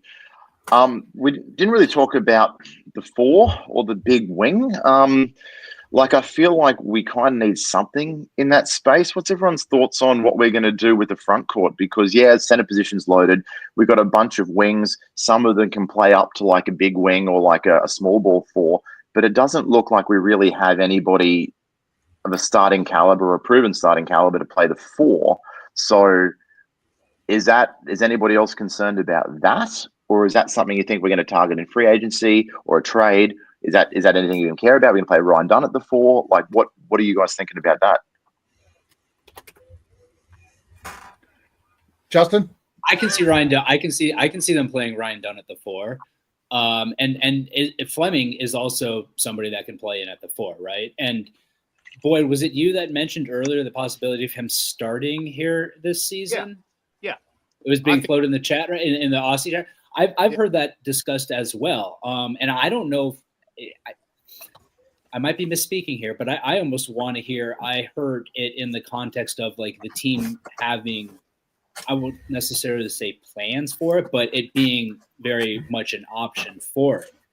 And I think, again, depending on what goes on with the roster here for the rest of this offseason too, if Oso's still around, he's a guy like Voida said earlier, right? He's kind of a hybrid. He can play the 4 and the 5. So I could see him filling time in there at the 4 as well. But if you look at it, it ends up being guys like Dunn, like Fleming there in at the 4. You've got a couple of guys, and I think Dunn, I've said this before, I'll say it again, I think Dunn is going to take a step forward with his shooting this season. Like I'm fully expecting it, that real 3-and-D kind of expectation to start really coming to fruition with him. And if you're looking at those two guys, they're manning the 4, not needing much out of them from the offensive perspective, aside from hitting corner threes and what have you when they can. Sign me up for it. Sounds well, bud. The power forward position, I guess, is kind of tricky. I just feel like before we hear anything about what they're going to do with that position, I think they're just kind of, I mean, the thing they're working on around the clock is the fucking Bradley Beal situation. So once that's resolved, I'm sure a slew of fucking like Suns insider news will probably just be coming out of the waterworks. That's just kind of what's holding up the dam right now, and the water is not coming. So yeah, the fucking well is drying up. Voida's AC isn't working. It's a hot topic. I don't know. Hopefully they do something about that. But it's tricky because I feel like you can't really play Rasheed. I mean, you can. I just don't think you can start him. We just don't have a starting 4. That's the tricky part. And you can't. I mean, I'm sure that at some point this season we'll try a Maluwak and Mark Williams lineup at some point. I think that will probably be something that happens. They'll try to replicate once again that Cleveland deal, Mobley and Allen. But you have a bunch of guys that can't shoot or stretch the floor. So you have a bunch of dudes just fucking standing in the paint, not doing shit. So yeah, the spacing is gonna be awkward, and we just don't have anybody that can stretch the floor. I mean, we're sure Fleming can, but can you fucking start him? Probably. But like not yet, right? Like just not yet. It's too early to tell. This is kind of an early topic, I feel, to kind of talk about, because there hasn't been like anything insider wise that we can talk about really. Yeah. Well, to me, a hole exists there. Don't get excited, Boyd. But a hole exists there at the 4 at the big wing. What? So, so that's one of the things that I think needs to be addressed. And maybe Jordan Knott has some ideas there. Maybe his system is going to be give the ball to your guards and set some fucking big ass screens and let them score the ball and tell your defensive forwards 3D, get to the fucking corner. Royce, Dunn, whoever it is, just go to the fucking corner and get out of the way. Maybe that's a system where we don't necessarily need we play the 3 and the 4 by committee. Dylan Brooks, another example, get to the fucking corner. But to say that maybe we're going to start Fleming, I think is probably a bit premature, because I mean the reality is he's a second round pick, and anytime if a second round pick can be a rotation player, much less in his first year, like that's a win. Like very rarely do second round picks become rotation players. So talking about starting him immediately, I think is probably a little bit premature. So I think between him and if we're relying on him and Oso to fill those 4 minutes with a sprinkling of Dunn, I feel like that's not going to get it done. No pun intended. So I think if we are engaging in a Brad Beal trade or even a Jalen Green trade, I think that's one of the areas that I would look to potentially to address if that's possible. But that's all I wanted to say anyway. So do we think? Oh, I'm sorry. Go ahead. Very good. So, that is a good point you brought up, like the Bradley Beal trade. So that's why I think Chicago, makes a lot of sense in terms of like if you're going to do a package, because you can bring in Patrick Williams, which he can play the 4, and that's I talked about him in the Bright Side article. And they don't want that contract, right? Exactly, 100%. So that's a fucking monster. So it's like 18 mil over 4 or 5 years or something, isn't it? Not bad though. It's like 3 years or something like that. I think it's 3. But you bring in Patrick Williams, sure. There's your 4. And yeah, I mean, if you can bring in like a point guard, I know Iota Somu is probably another option that they're probably going to explore. Once again, that Kobe White deal too. Like, I don't know what his value is in terms of like on the trade market, and I'm not even sure if it's like a realistic, thing to really expect. But I think it's something that you got to explore if you're the Suns. I know that the Suns said that they want to keep Jalen Green. Does anybody think Jalen Green could be traded and should be traded? Absolutely. Absolutely. Yeah, I think you have to. I think you got to trade him, man. But if they're gonna keep him and try to do the combo guard deal, then I guess. But I don't know. Shit changes. We could hear Jalen Green. I mean, I think after the Bradley Beal shit's taken care of, I think a lot of stuff will change. I just don't know why the Grayson and Royce O'Neal fucking thing is like. It was gonna be like, oh, now we're gonna get rid of him, and then Gambo says we're gonna keep him. So I'm a little confused. What changed on their mind? But again, if you're going to do the buyout for Bradley Beal, it makes sense to keep him because if you buy out Bradley Beal and you stretch it again, $16 million over the next 5 years, you save yourself a ton of second apron shit right now. Like you can easily afford those guys, and then add decent players coming back, all veteran minimums. You're not under the cap, so you can't go out there and go shopping for Jonathan Kuminga or anything, but you can still add rotational guys to fill out your roster based on the needs. Yeah, all these questions that we've kind of talked about, they all circle back to the Bradley Beal situation. It just comes down to what they're going to do with him, and by money, the shit will be taken care of, and I'm sure a lot of these questions will be answered, and we'll have a concrete, solid thing to kind of look at. Hey, Voida, you wouldn't think of hanging on to Bradley Beal for one more year and then potentially looking at the buyout next year? Because that looks a lot nicer if you do it with 1 year left on his deal as opposed to 2. Yeah, I do think that that's probably the most likely outcome for Phoenix because, again, right now, if you do a buyout, and it has to be an agreed buyout this year, but if you do a buyout, it's going to be 5 years because it's twice the length of the contract plus 1 year. But next year, you will have the ability not to buy him out, just to waive and stretch him, and it would only be 3 years. Mm-hmm. At about 18 mil a year, something like that, I think, isn't it? Let's see, 57. 54 divided by 3 or 55 57 divided by 3, it'd be 19 mil a year. 19, yeah. Which would be under the 15% cap hold, so.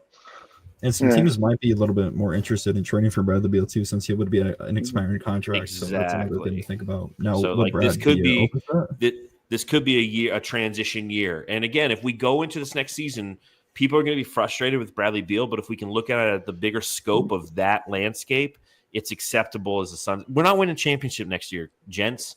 Let's just have a team that fucking competes again. That'd be nice. Yeah, that'd be cool. A team that has some heart and fucking hustle. Yeah, it'd be much nicer than the shit we have to deal with this year anyway. Amen. The past 2 years, which is weird to say because we had 3 All-Stars. But all right, gents, I'm going to keep on cracking forward now. We've covered all of that off. Let's move into our next segment. The 2 most important segments on our show. Gents. I would kill everyone in this room for a drop of sweet beer. So, Homer, please feel free to tell us anything. Who do you want to have a beer with, Boyd? Mate, I want to have a beer with Mr. Brian Gregory. I want to have a beer. I want to wrap my arm around that chap and just say, mate, don't listen to these cunts. They're fucking no idea what's going on. Don't listen to them. They're just all fucking Aussies, right? They just want to fucking react immediately to where you're from and yeah. They didn't know you were going to be this fucking brilliant come draft time and make all these brilliant moves. They're just going to pick on your language, alignment, your fucking, the vision, the vibe, whatever. And I said, mate, you're doing a great job. Now, you going to buy me another beer, Gregory, or what? Fucking get up there. Well, I guess you know what the podcast is.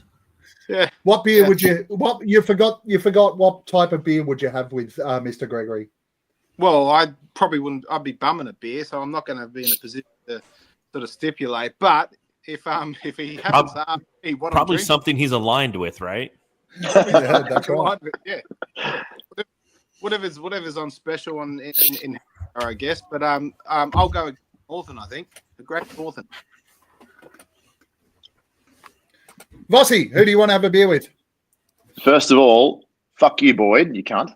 That's a see you Why next do you want to have a beer with a person who was promoted because he was good at the draft and we had a good draft. Like literally, this is what he's done the last fucking few years. So he hasn't done anything more than he's already done in the last few years. But let's fucking promote the guy for doing the exact same fucking thing. Let's wait until he does things outside of the fucking draft that he's been given credit for before we fucking go singing his fucking praises.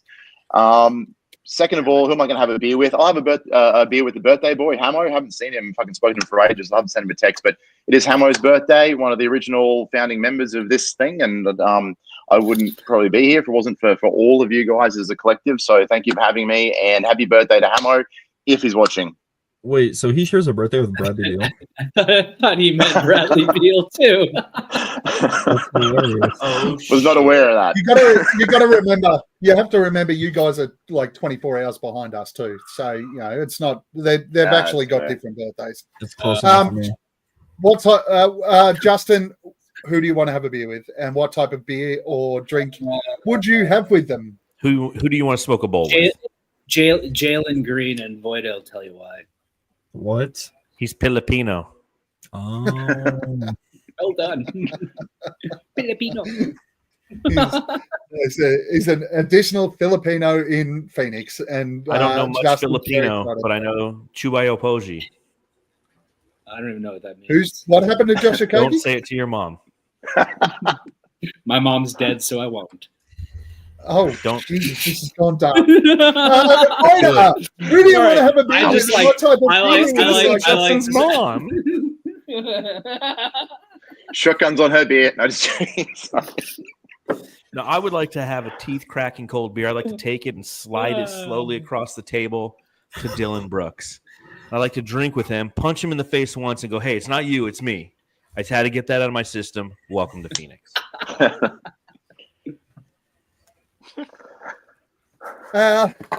Suns Worldwide. Who do you want to have a beer He's with? not allowed. No. hey, Justin, let me say it first. Let me say it first. Okay, Justin, stop. Justin, stop. I'm sorry. Suns Worldwide. You're visiting here. You're visiting. Suns Worldwide, you're visiting us here in Australia where you're allowed to have a beer. Who are you having a beer with, and why? Well, first off, I'm going to be drinking some H2O here, and I'm going to be having one with Devin Booker, honestly. Not on some fanboy stuff, but more so like, hey, I appreciate you sticking with us through all these dark times, and, your loyalty is really appreciated. Now, like, every fucking D-Bookum owns some fucking account that says, hey, we should trade him. Get the fuck off my fan base.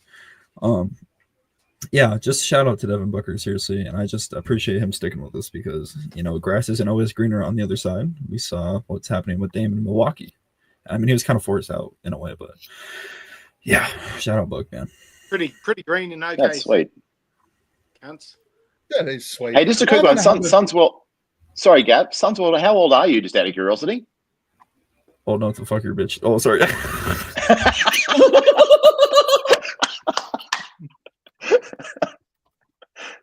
19. Holy shit, I'm an old cunt. Fuck. All right, fantastic. Thanks for making me feel old. Personal waters, I guess my joke was good. I will have a beer with Kevin Durant just to bid him farewell from all he did for the Phoenix Suns franchise, all he did for Arizona, all he did for sport in our region, in the Phoenix, Arizona region. Everything he did to lift us up, and just say, Kevin, Voider was right about you, and I'm glad you're fucking gone. Gav, would that be a mid-range? I mean, a mid-strength? A mid-range, yes. It'd be probably be a mid-range for him. Anything that came in a bottle, because I've got a feeling you'd then get violent, and I'd need something. So you give him Boyd?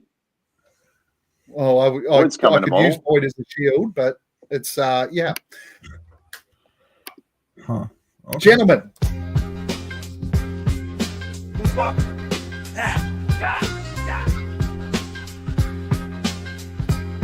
Fuck that guy. I'm gonna love this one. Who this week? Me too. Or, because it's been a while, who over the past few weeks, Boyd, has made you just sit back and go, you know what? Fuck that guy. Mate, Vossi. Fuck that guy. Invite him on our fucking podcast and he can't even take a ribbon. Got to take every personal and be a fuckwit. And the other night when you shouted us dinner, you shouted me dinner, and you cunts fucking bought a meal each and shared your fucking meal. Had half each of each other's meal. Fuck you. What? Weird cunts. What? This is like a very intimate situation that should not be. And then I ate fucking 3/8 of your pizza too, Boyd. I think we should be talking about this was the off right stream. word. Yeah, like you got to pay for this shit. This is creeping me out. Let's move on. Family And how matters. many meals have you paid for, Boyd, in your Yeah, last fucking 6 years with us? Fucking 0 meals is what you paid for, Boyd. All right, you two, get a room. Vossi, who made Yo. you over the last couple of weeks sit back and say, fuck that guy? Oh, look, I guess I just want to say fuck you to Brad Stevens, because the Celtics, they say what they're going to do, and he fucking comes up with all these ridiculous moves to get what they want. Like, they're fucking under the second apron now, aren't they? They wanted to ditch salary, and they fucking ditched salary. And I'm like, fuck, how long have we been trying to ditch Bradley Beal? Like, I hate it's I guess a respecting. It's like, fuck you guys for being able to make things look so easy. That kind of pisses me off when we've still saddled with this fucking cunt we don't seem to fucking be able to take takers for. He turned Drew Holiday, who's like, what, 35? He has 3 years left on his contract at fucking 30+ million. He's going to be on crutches by the fucking end of it. And not only did they find a taker for him, they got a young guy, Anthony Simons, who now apparently they're going to flip as well for value, and picks. So what the fuck? Like, it's things like that that make me think that, like, there's a fucking market out there. You've just got to be fucking savvy enough to be able to explore it. And I'm like, yeah, fuck the Celtics and fuck that guy. You got your championship and you're still fucking doing these things. So fuck that guy. It's crazy what you can do with desirable assets. Mm-hmm. But is he though? Like, he's 35 years old and he's going to like Portland a team wants that's not. him. They're not going to be. They're not competing though, Void, or are Yeah, they? So yeah, why do exactly. they want this old cunt? Like, Because to be a mentor for Scoot Henderson? Fuck you, Brad Stevens. Well, Anyway. I guess another angle you could look at it from as well, like a contender or a team that, you know, fucking needs a Drew Holiday can come hit him up at the deadline and give him picks. So yeah, I'm not in this for logic, Suns fucking worldwide. I don't want to hear your logic and your intelligence. This is I'm just Your kidding. youthful exuberance. It's venting setting. Suns you can Worldwide. go read it on Bright Side of the Sun. Dude, it's like fucking child abuse over there. Calm down. Justin, this is man-on-man who work made you sit back over the last couple of weeks and say, fuck that guy? Mark Bartlestein, because I just want to know why he doesn't love his son Josh more. Because if he did, then Brad Beal would be off our fucking team. Okay, that's it. They're both getting paid. That didn't resonate with anybody, did it? You know who Mark Bartlestein is? Yes. Yeah, no, Yes. Brad Beal's agent. Brad Beal's agent. Just wasn't that funny. Okay, I get it. No. It wasn't bad. John, who made you sit back this All week right, and say, fuck clear out the floor. I got this one. Okay. I want to love this This one. is the ultimate fuck this guy. It's not fuck that guy. It's fuck those guys. Fuck the Durant stands. The ones who worshipped him like he could do no wrong, who hijacked conversations and flooded timelines with their stupid fucking delusion. Criticism wasn't allowed. Nuance was unwelcomed. Like, if Durant dropped 30, he was a god. If the team lost, it was never on him. And if you dared to suggest otherwise, you became the target of vitriol from a keyboard brigade, unwilling to see the full picture. Every star has their loyalists. Like, even like the Booker stands drive me nuts right now. But at least those fans have grown with Devin Booker through the highs and the lows with one uniform. The Durant fandom, it was rented, loud, fleeting, and it was toxic. So goodbye to all you Houston loving Katie stands. Take your one-way takes with you and get the fuck off my timelines. Mic drop. That was one hell of a monologue. Suns Worldwide, who this week made you say, fuck that guy? I have a lot of fuck yous, honestly. So Get him out. one Josh Bartlestein for other reasons, but Yeah, don't you do that to Sophie. not fucking cool, man.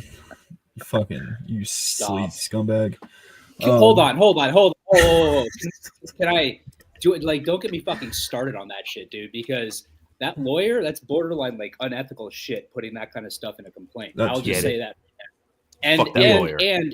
And pushing it out there like it's actually factually accurate or in any way been proven is irresponsible. There's no fucking way. There's absolutely no fucking way. Okay, so I'm gonna get back to the fuck yous before this gets off course. Go. I have a very special one dedicated to a Twitter user. He goes by KHS fucking 35. Fuck that guy. You know what's funny? I've loved the lore behind this dude because he started off as AZ_sports. He's that guy? Yeah, that's him. I didn't know that. Changed his name. So he started off as him. I'm looking into the camera for this because I really hope somebody sees this. It's creeping me out. You started off as AZ_sports. We didn't fucking accept you. So you changed your name to K_sports35. You put a fucking Kevin Durant profile picture and a fucking Kevin Durant profile banner. Because you worship a dude that doesn't fucking respect you or know you. That's kind of weird. And you just try to fit in because you fucking aren't loved enough at home. And you're not even liked by the Suns fans, bro. And we have a lot of delusional motherfuckers in our fan base. So if you're not liked by us, you're just not a likable guy. So have fun in Houston. I blocked you because I'm tired of seeing your shit. And go fuck yourself. Oh, I love it. I love it. And that guy, like, it's funny because he starts to tweet stuff. You won't see this now because you're blocked by it, or you blocked him. But like he'll start to tweet stuff that's like what the Suns should do next. I'm like, dude, hold on. Hold on, mister. I have Kevin Durant as my profile picture. Houston's that way, bro. Yeah, you're in the wrong fucking space here, buddy. And yeah. Who else you got? Who else you got worldwide? Who else do I have? List. Who else? Oh, man. D-Book owns you. The @D-Book owns you. Yeah, I can't stand that guy he's either. Cool to talk to off DMs. The timeline shit fucking annoys me because I'm like, bro, you're actually really cool outside of that, but you just like post dumbass shit like that. And if he sees this, whatever. But he's like, just one of those like I've got sources guys, but you don't have sources. He's like, dude, here's what's gonna happen with the Bradley Beal trade. I'm like, come on, man. The coldest. It's fucking chilly as fuck from your takes. Cause I don't know where the fuck you're getting that shit from. This shit fucking sucks, bro. Like, I don't know who's feeding him this bullshit. I don't know what you're getting from this. I talked to Voida.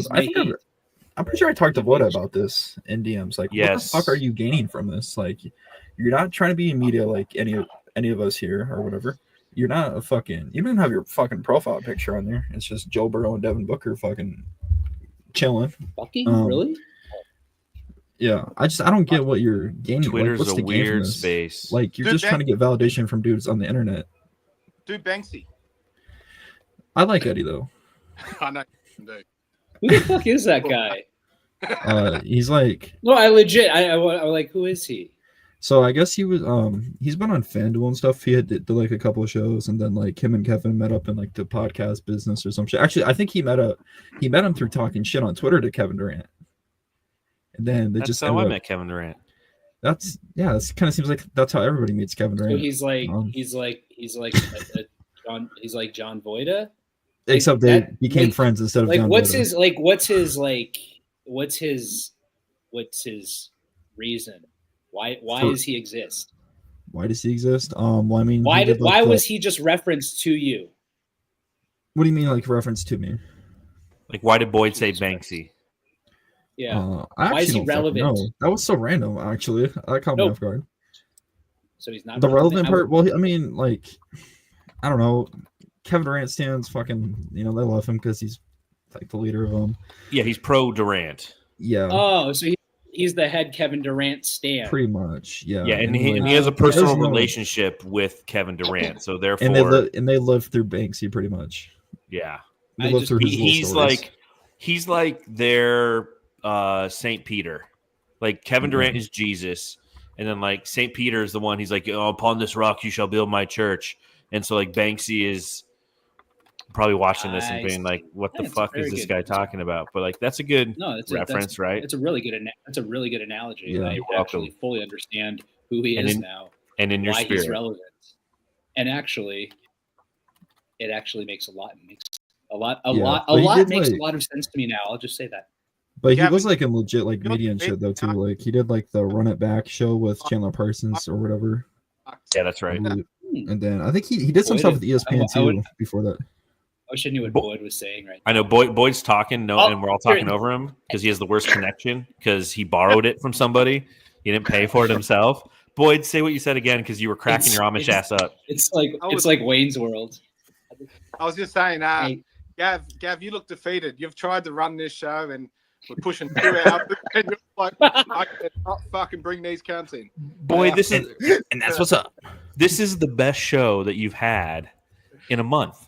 It truly is. This is a really good show. There's no doubt about that. There's no doubt about that. It's probably the best show we've had in several multi-years months. But And this is only like the 8th longest show they've ever done. No. my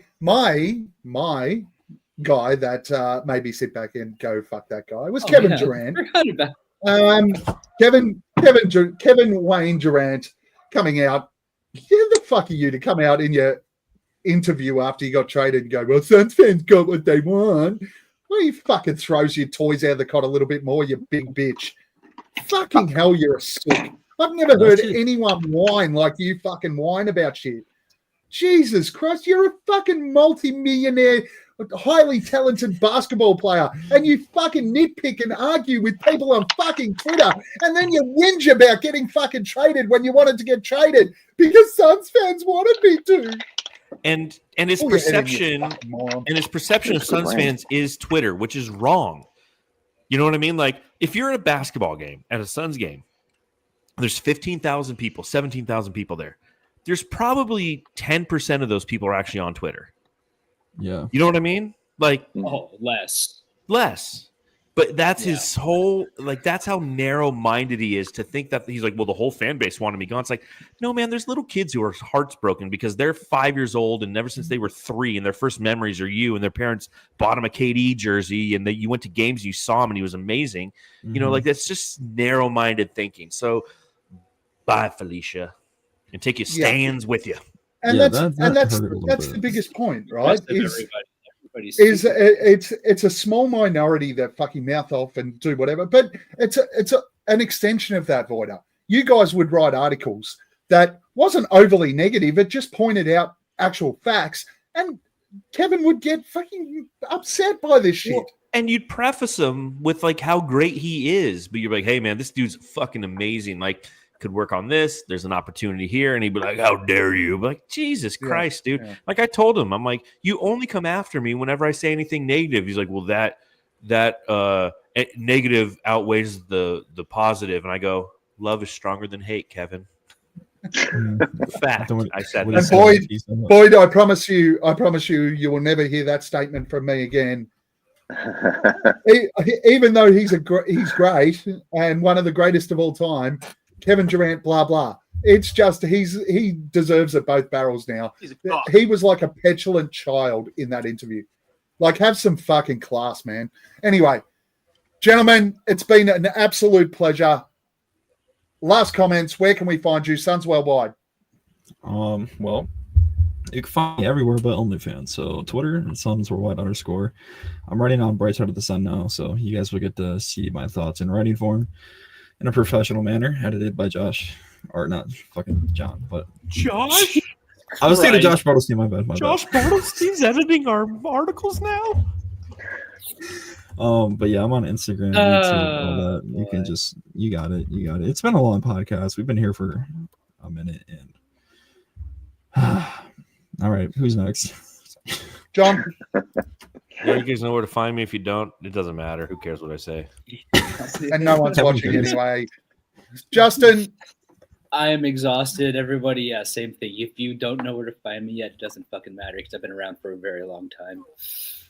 The longest. The longest.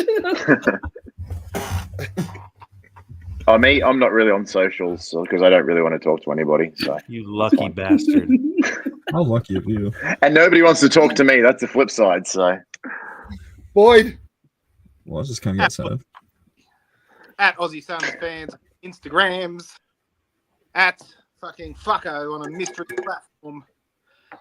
And yeah, that's it. That's me. Yeah, you can also find Boyd at your local Quaker farm in Pennsylvania churning butter with the Amish. I think your beard's fantastic, Lloyd. Thank you, mate. I just want to say I feel like you guys all need to like relax a little bit. You guys all seem very worked up and angry and aggressive, and I hope you could all sleep. I really am. There's a certain player that's still in this team that's really making me mad, Justin. So when that's resolved on Monday, I'll be. You don't need to be actively angry all the time. It's just, I need to like because a very aggressive episode. I have nothing else going on right now, so I have to be mad about this. At Aussie Suns Fans on Twitter, at Aussie Suns Fans on YouTube, like, subscribe, do all that sort of shit. Don't shut up, boy. I can't even hear like, you saying. subscribe, do all that sort of shit. And if you stuck with us for an hour and 45 minutes, well done, congratulations. You made it through a minute. Good job. We proved in this podcast here, which was insightful, delightful, and appreciate everybody coming on, because it really was. It's only because I'm running out of time and I need to be at Kids Sport in 7 minutes. It was fantastic and insightful, and I love you guys. Thank you so much for jumping on. Please play that shitty song on the way out. You guys proved today that when the Aussie Suns fans do a podcast, we're not here to fuck spiders. Where did you get that? Pierre Cardin. Defers to Booker for the long range. P-H-O-E-N-I-X. Phoenix Suns, and you know we up next. Yeah, we working for that championship ring. We the Valley, it ain't nothing but a thing. P-H-O-E-N-I-X. Phoenix Suns, and you know we up next. Yeah, we working for that championship ring. We the Valley, it ain't nothing but a